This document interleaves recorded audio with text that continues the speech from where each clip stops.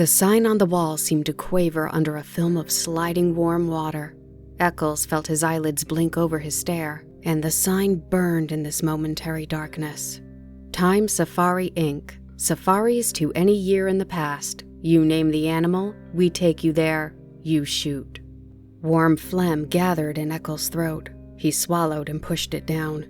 The muscles around his mouth formed a smile as he put his hand slowly out upon the air, and in that hand waved a check for $10,000 to the man behind the desk. Does the safari guarantee I come back alive? We guarantee nothing, said the official, except the dinosaurs. He turned. This is Mr. Travis, your safari guide in the past. He'll tell you what and where to shoot. If he says no shooting, no shooting. If you disobey instructions, there's a stiff penalty of another $10,000, plus possible government action on your return. Eccles glanced across the vast office at a mass and tangle, a snaking and humming of wires and steel boxes, at an aurora that flickered, now orange, now silver, now blue. There was a sound like a gigantic bonfire burning all of time, all the years and all the parchment calendars, all the hours piled high and set aflame. A touch of the hand, and this burning would on the instant beautifully reverse itself. Eccles remembered the wording in the advertisements to the letter.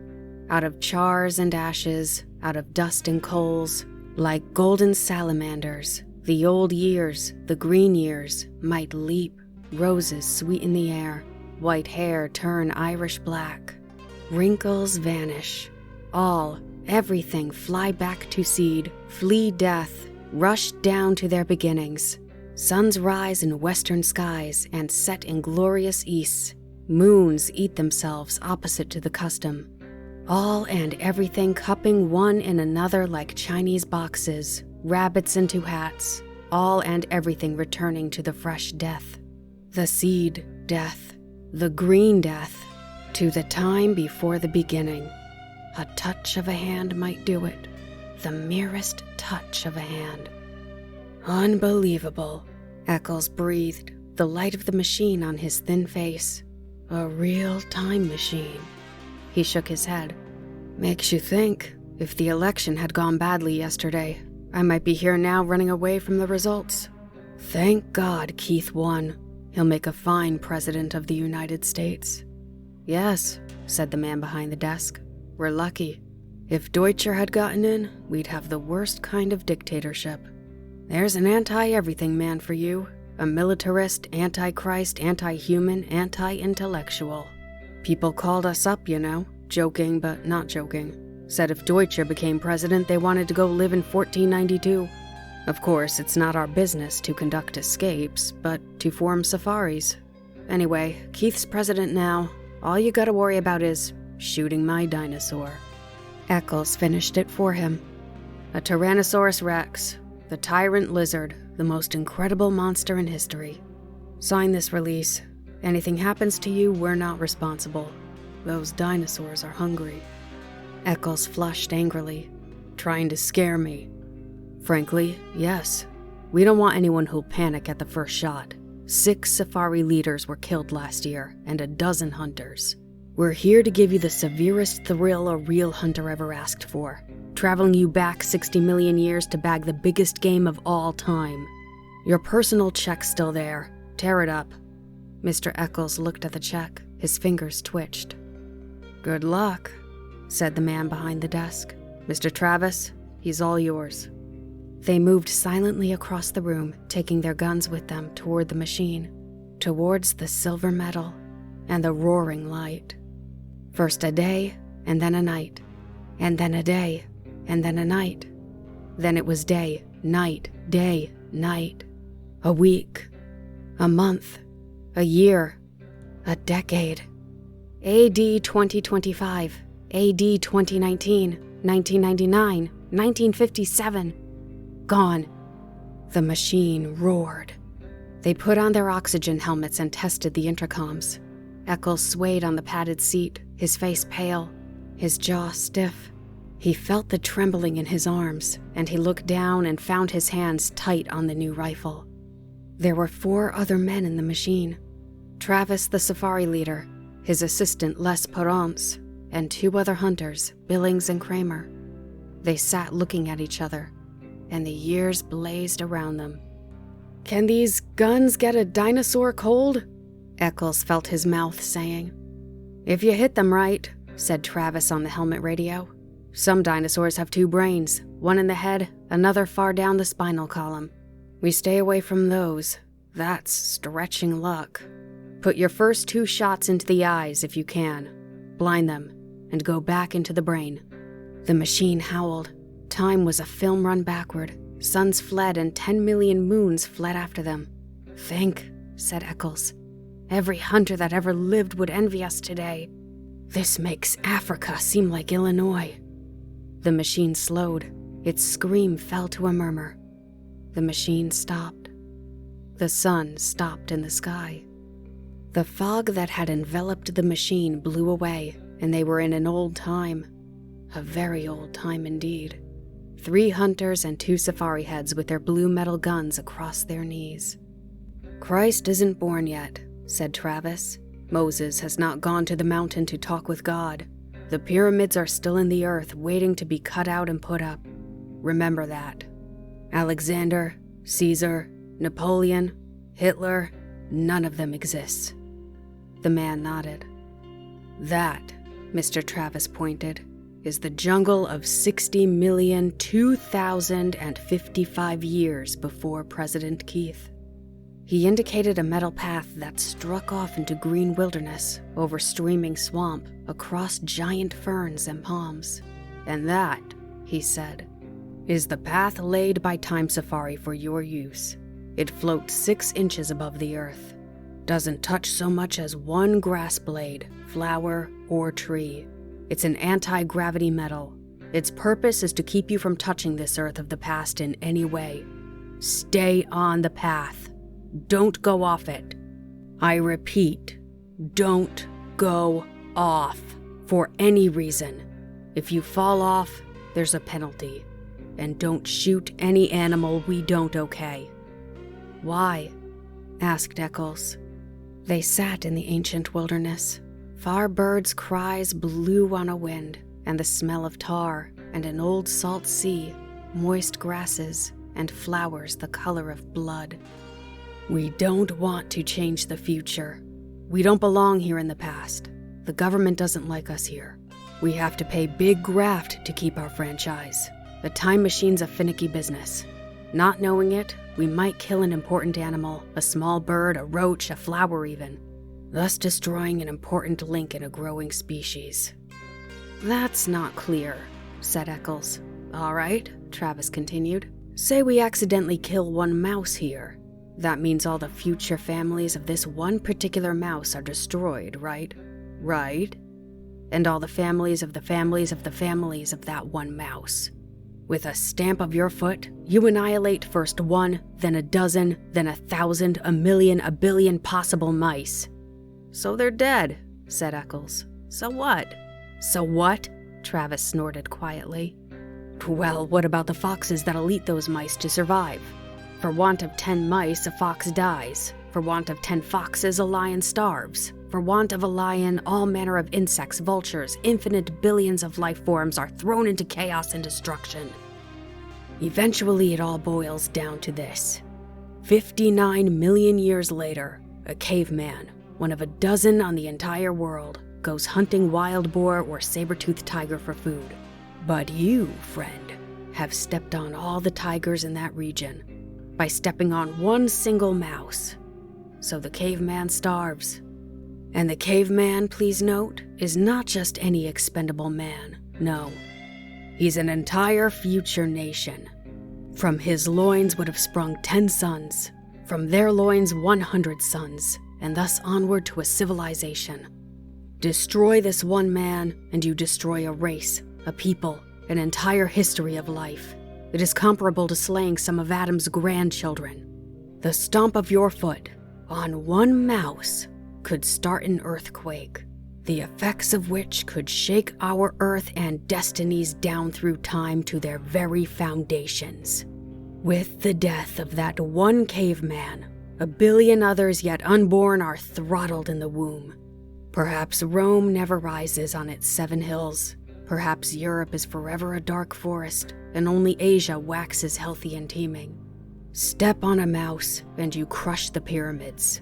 Step on a mouse, and you leave your print like a Grand Canyon across eternity. Queen Elizabeth might never be born. Washington might never cross the Delaware. There might never be a United States at all. So be careful. Stay on the path. Never step off. I see, said Eccles. Then it wouldn't pay for us to even touch the grass? Correct. Crushing certain plants could add up infinitesimally. A little error here would multiply in 60 million years, all out of proportion. Of course, maybe our theory is wrong. Maybe time can't be changed by us. Or maybe it can be changed only in little subtle ways. A dead mouse here makes an insect imbalance there. A population disproportion later, a bad harvest further on, a depression, mass starvation, and finally, a change in social temperament in far-flung countries. Something much more subtle like that. Perhaps only a soft breath, a whisper, a hair, pollen on the air. Such a slight change that unless you looked close, you wouldn't see it. Who knows? Who really can say he knows? We don't know. We're guessing. But until we do know for certain whether our messing around in time can make a big roar or a little rustle in history, we're being careful. This machine, this path, your clothing embodies, we're sterilized, as you know, before the journey. We wear these oxygen helmets so we can't introduce our bacteria into an ancient atmosphere. How do we know which animals to shoot? They're marked with red paint, said Travis. Today, before our journey, we sent Lesperance here back with the machine.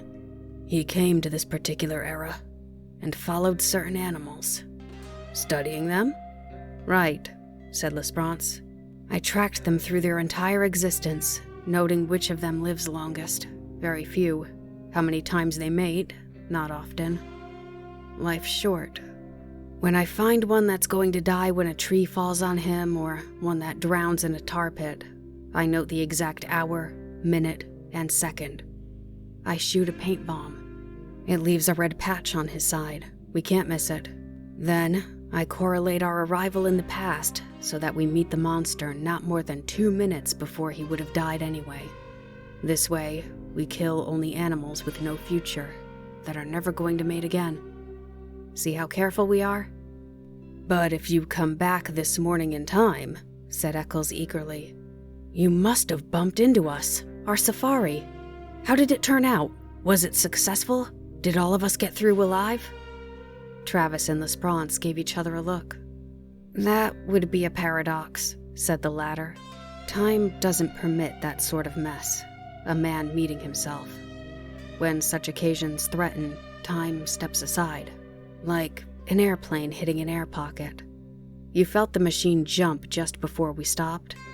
That was us passing ourselves on the way back to the future. We saw nothing. There's no telling if this expedition was a success, if we got our monster, or whether all of us, meaning you, Mr. Eccles, got out alive. Eccles smiled palely. Cut that, said Travis sharply. Everyone on his feet. They were ready to leave the machine. The jungle was high, and the jungle was broad, and the jungle was the entire world, forever and forever.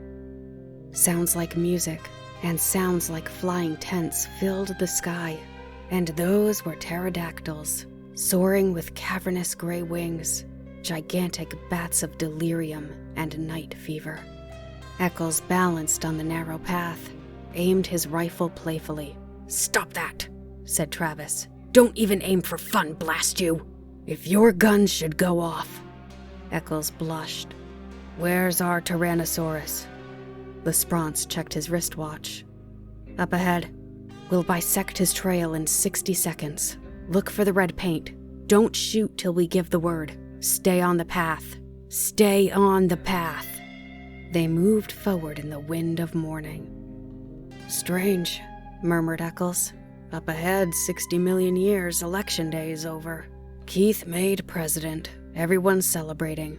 And here we are, 1,000,000 years lost, and they don't exist. The things we worried about for months, a lifetime, not even born or thought of yet. Safety catches off, everyone, ordered Travis. You, first shot, Eccles. Second, Billings. Third, Kramer. I've hunted tiger, wild boar, buffalo, elephant, but now this is it, said Eccles. I'm shaking like a kid. Ah, said Travis. Everyone stopped. Travis raised his hand. Ahead, he whispered, in the mist. There he is. There's his royal majesty now. The jungle was wide and full of twitterings, rustlings, murmurs, and sighs. Suddenly it all ceased, as if someone had shut a door. Silence. A sound of thunder. Out of the mist, 100 yards away, came Tyrannosaurus Rex. It, whispered Eccles. It, shh. It came on great, oiled, resilient, striding legs. It towered 30 feet above half of the trees. A great, evil god, folding its delicate watchmaker's claws close to its oily reptilian chest.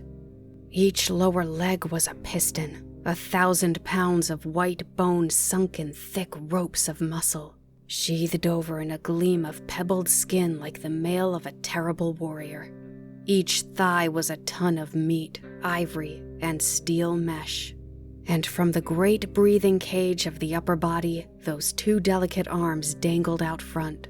Arms with hands which might pick up and examine men like toys, while the snake neck coiled. And the head itself, a ton of sculptured stone, lifted easily upon the sky. Its mouth gaped, exposing a fence of teeth like daggers. Its eyes rolled, ostrich eggs, empty of all expression, save hunger. It closed its mouth in a death grin. It ran its pelvic bones, crushing aside trees and bushes, its taloned feet clawing damp earth, leaving prints 6 inches deep wherever it settled its weight. It ran with a gliding ballet step, far too poised and balanced for its 10 tons. It moved into a sunlit area warily, its beautifully reptilian hands feeling the air. Why? Eccles twitched his mouth. It could reach up and grab the moon. Shh, Travis jerked angrily. He hasn't seen us yet. It can't be killed. Eccles pronounced his verdict quietly, as if there could be no argument.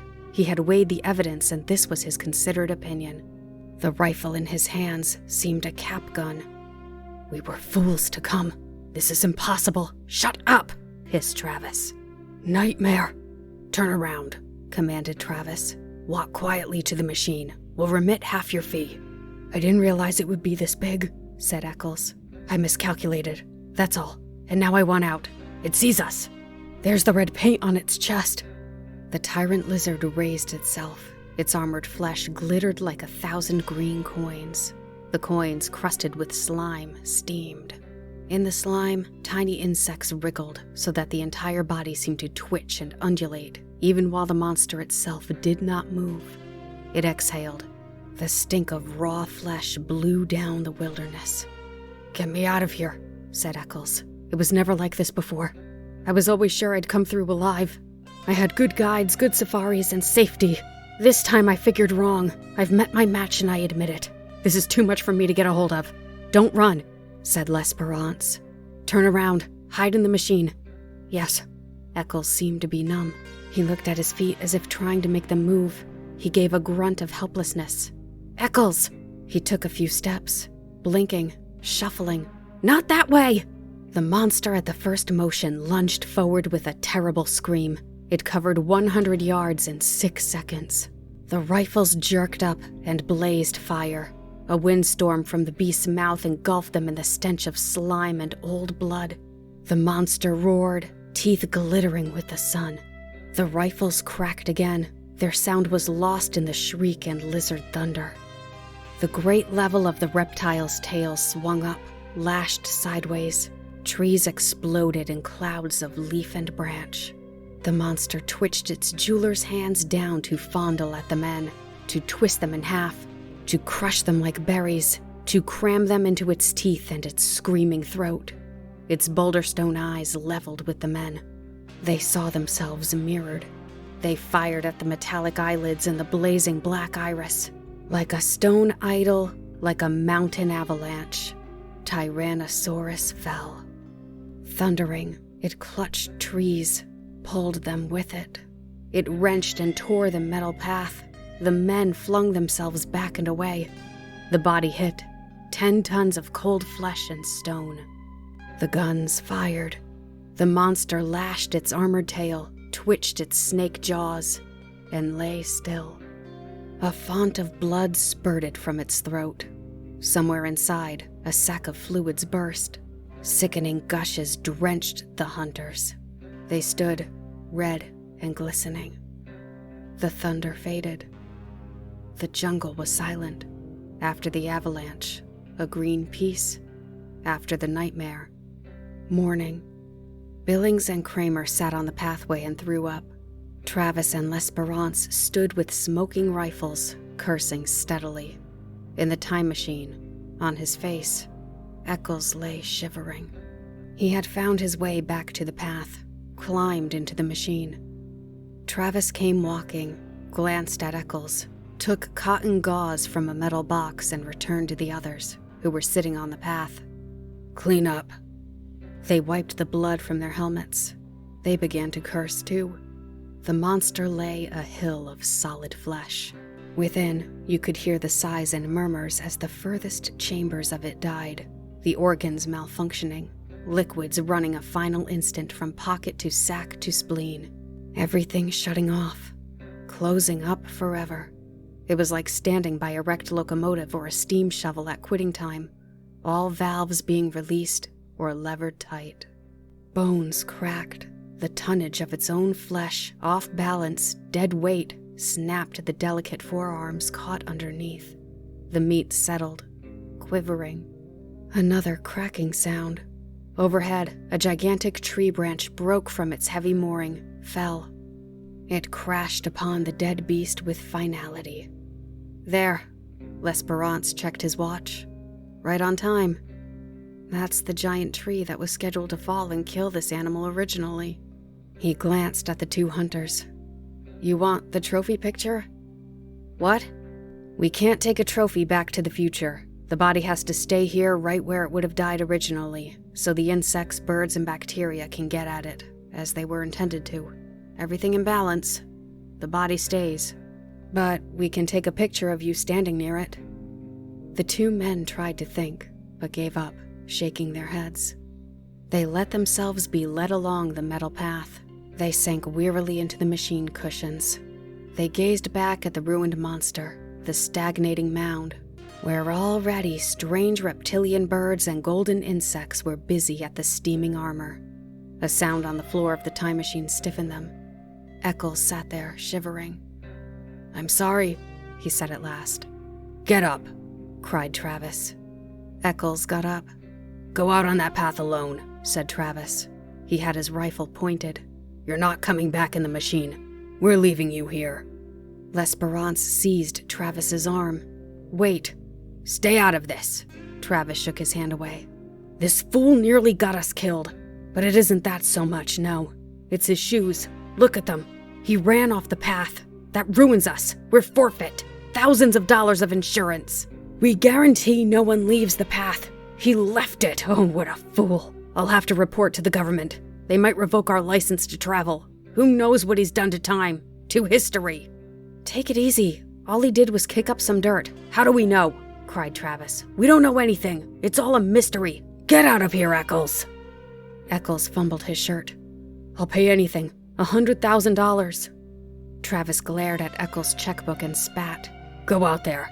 The monster's next to the path. Stick your arms up to your elbows in his mouth. Then you can come back with us." "That's unreasonable. The monster's dead, you idiot." "The bullets. The bullets can't be left behind. They don't belong in the past. They might change anything. Here's my knife. Dig them out." The jungle was alive again, full of the old tremorings and bird cries. Eccles turned slowly to regard the primeval garbage dump. that hill of nightmares and terror. After a long time, like a sleepwalker, he shuffled out along the path. He returned shuddering 5 minutes later, his arms soaked red to the elbows. He held out his hands. Each held a number of steel bullets. Then he fell. He lay where he fell, not moving. "You didn't have to make him do that," said L'Esperance. "Didn't I?" "It's too early to tell." Travis nudged the still body. "He'll live. Next time he won't go hunting game like this, okay?" He jerked his thumb wearily at L'Esperance. "Switch on. Let's go home." 1492, 1776, 1812. They cleaned their hands and faces. They changed their caking shirts and pants. Eccles was up and around again, not speaking. Travis glared at him for a full 10 minutes. "Don't look at me like that," cried Eccles. "I haven't done anything." "Who can tell?" "Just ran off the path, that's all. A little mud on my shoes. What do you want me to do, get down and pray? We might need it. I'm warning you, Eccles. I might kill you yet. I've got my gun ready. I'm innocent. I've done nothing." 1999, 2000, 2055. The machine stopped. "Get out," said Travis. The room was there as they had left it, but not the same as they had left it. The same man sat behind the desk, but the same man did not quite sit behind the same desk. Travis looked around swiftly. "Everything okay here?" he snapped. "Fine. Welcome home." Travis did not relax. He seemed to be looking through the one high window. "Okay, Eccles, get out.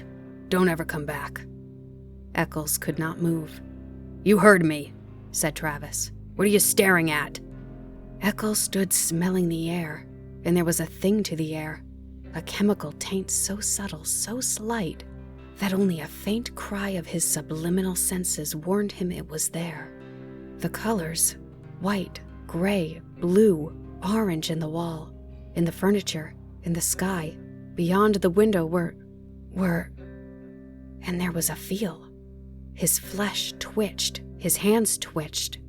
He stood drinking the oddness with the pores of his body. Somewhere, someone must have been screaming one of those whistles that only a dog can hear. His body screamed silence in return. Beyond this room, beyond this wall, beyond this man who was not quite the same man seated at this desk that was not quite the same desk, lay an entire world of streets and people. What sort of world it was now, there was no telling. He could feel them moving there, beyond the walls, almost like so many chess pieces blown in a dry wind. But the immediate thing was the sign painted on the office wall, the same sign he had read earlier today on first entering. Somehow, the sign had changed. Time Safari Inc. Safaris to any year in the past. You name the animal. We tack you there. You shoot it.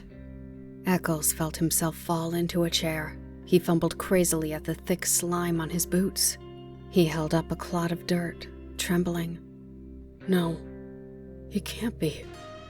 Not a little thing like that, no. Embedded in the mud, glistening green and gold and black, was a butterfly. Very beautiful and very dead. Not a little thing like that. Not a butterfly, cried Eccles. It fell to the floor, an exquisite thing. A small thing that could upset balances and knock down a line of small dominoes, and then big dominoes, and then gigantic dominoes, all down the years across time. Eccles' mind whirled. It couldn't change things. Killing one butterfly couldn't be that important, could it? His face was cold. His mouth trembled, asking, Who won the presidential election yesterday? The man behind the desk laughed. You joking? You know very well. Deutscher, of course. Who else? Not that fool weakling Keith. We got an Iron Man now, a man with guts. The official stopped. What's wrong?" Eccles moaned. He dropped to his knees. He scrambled at the golden butterfly with shaking fingers. "Can't we?" he pleaded to the world, to himself, to the officials, to the machine. "Can't we take it back? Can't we make it alive again? Can't we start over? Can't we?" He didn't move. Eyes shut, he waited, shivering. He heard Travis breathe loud in the room. He heard Travis shift his rifle, click the safety catch, and raise the weapon. There was a sound of thunder.